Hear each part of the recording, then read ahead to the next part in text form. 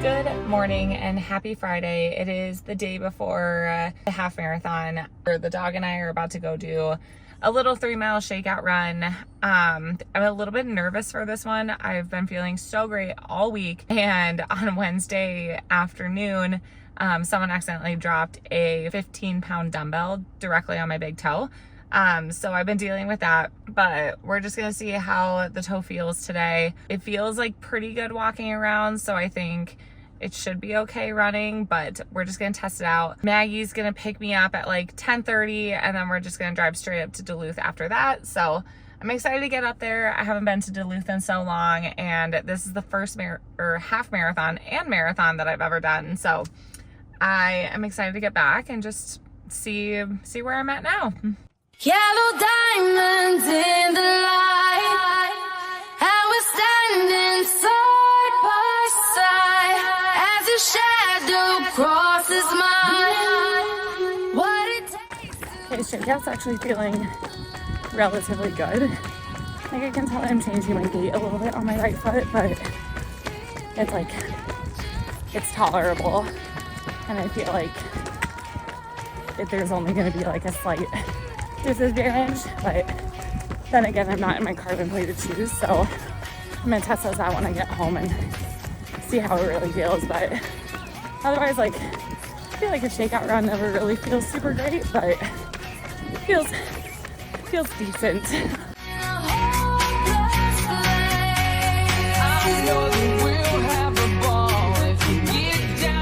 Alright, shakeout done. I'm gonna go home and do some strides in my carbons, see which ones feel better. Otherwise, if they don't feel good on my toe, then I'm just probably gonna wear the Evo SLs and just say whatever. But if it feels good, then we're gonna full send it. I was planning on doing like 3-4, but decided to stop at like 2.5 because, you know, that's really like, what's the point? Like, it's a shakeout. So legs feel a little bit heavy after not running for a couple days, but that's expected in a shakeout run. So hopefully tomorrow they'll feel much better.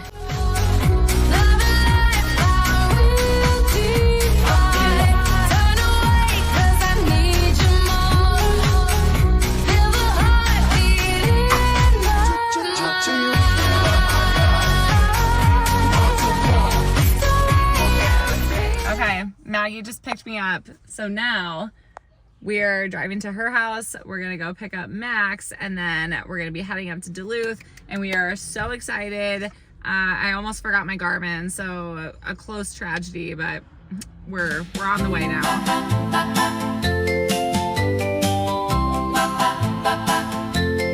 Cutie little darling, my heart is starting Oh, my to beat a toe! little faster. Oh, what a sweet disaster when you are near me. Can you even hear me? Cutie little darling, I'm hoping that you'll see. All right, we finally got to Duluth, and when we got there, the 5K runners were going, so that was actually really nice to be able to watch them, and it made traffic go by a lot quicker. But we got to pull into the expo parking lot. It was super, super crowded because it is the 50th anniversary, but we were able to get a spot and start walking into the expo. It is in the deck, and it was so cool. There were so many runners there. There were so many vendors there, but we were on a mission to go pick up our bibs, do a little bit of shopping because you just have to at the expo. I always like to get like a sweatshirt or a zip up that has the race that I'm doing. And we really just needed to go get off of our feet and go get some food. Meet me by the bleachers or at the soda shop. Meet me in the sunshine. My love will never stop. Cutie little darling, I'm so in love with you. Oh, the jukebox plays our song. We can't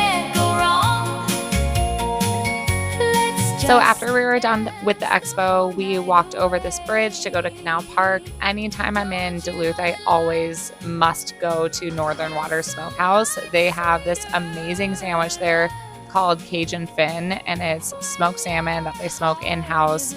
And it's truly just one of the better sandwiches I've ever had in my life. So I love to go get a sandwich and just go sit by the lake and eat a sandwich, because there's not a lot of times in your life where you're going to be able to have a view like this while having lunch.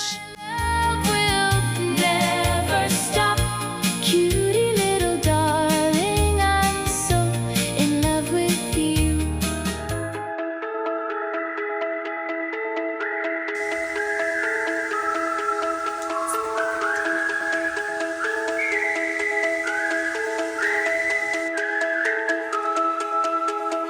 Alabama, Arkansas, I do love my mom, Paul, not the way that I do love you. Well, holy moly, me oh my, you're the apple of my eye. Girl, I never loved one like you. Man, oh man, you're my best friend. I'm screaming to nothingness. There ain't nothing that I need. Well, hot and heavy pumpkin pie, chocolate candy, Jesus Christ. Ain't nothing please me more than you. To get to the start line, you have to take a bus with all the other runners, which is actually so nice because you know, A, that you're going to get there on time, and B, if you've ever been on a bus with a bunch of runners early in the morning to go to a race, it is truly one of the more fun things. Everyone is just in such a good mood, and it's like pretty chaotic and a little wacky in there. So we had a great time on the bus. And then we got to the race start like at 5 a.m. So we could just kind of settle into it and use the restroom again and just be in that atmosphere. Okay, we're walking to the start. My robe is getting a ton of attention. Too much. Too much attention. And now Maggie's being looped into the robe group. Look at those robes. This is So a bathrobe, that's a first. Let me go home. Home is where I'm with you. Oh, let me go home. Home is where I'm with you.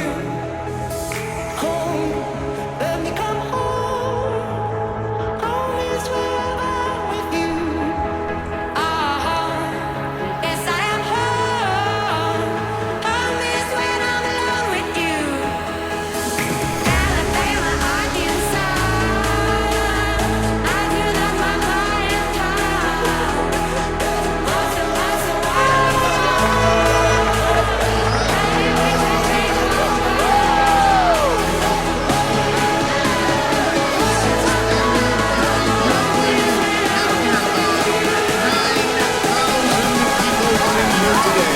We're on the beautiful shores of Lake Superior.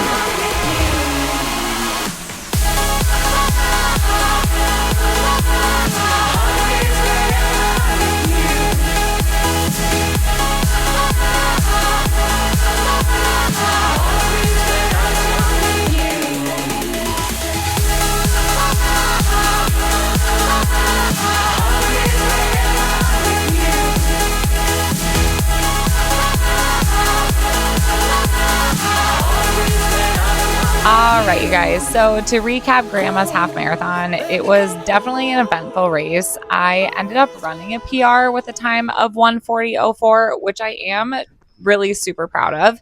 But if you know anything about running, you know that the race day doesn't always go exactly how you planned, and this one definitely didn't.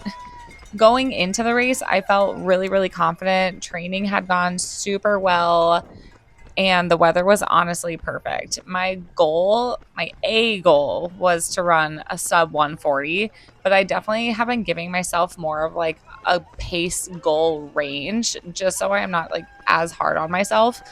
But the energy before the start was amazing. I decided to tuck in with a 140 pace group to keep myself from going out too fast. The first 5 miles felt incredible. I wasn't forcing the pace. My breathing felt really controlled and my legs felt fresh. So I felt like everything was really clicking. And then my stomach had other plans. Around mile 5, I had to make an emergency stop at a porta potty. I lost about 2 minutes. And in that moment, I knew that sub 140 was going to get a lot harder. Once I got back on course, I tried not to panic. I knew I couldn't make up 2 minutes all at once, so I just focused on running strong and gradually chipping away at the gap. Honestly, I was really happy with how my body responded. My legs still felt great and I settled back into pace, but one of my favorite parts of Grandma's is the crowd support. There were people everywhere cheering, handing out encouragement, and it honestly made such a difference when you're starting to hurt. Then mile 12 happened. I had to stop again. And at that point, I knew that sub 140 was going to come down to the wire. So once I got moving again, I gave it absolutely everything that I had. I closed my last full mile in 7:13 and sprinted to the final stretch. I think my kick was probably around like a 6:35-ish, but I ended up crossing the finish line in 1:40:04, just 4 seconds off. And while I am so proud of that time because it is a PR, the perfectionist in me absolutely hates that 4 seconds, but I'm going to choose to focus on the bigger picture. I still ran a PR. My legs felt amazing from start to finish. The weather was truly perfect. Training clearly worked. And if anything, this race gave me even more confidence because it showed me that there's still another level in me. Not every race is going to be perfect. Sometimes you do have to deal with things that are completely out of your control, but that doesn't take away from the fitness that you've built. Overall, I had so much fun, and Grandma's continues to be one of my favorite race weekends. The atmosphere, the course, and the spectators are just incredible. But now it's time to go find that sub 140. Stay tuned.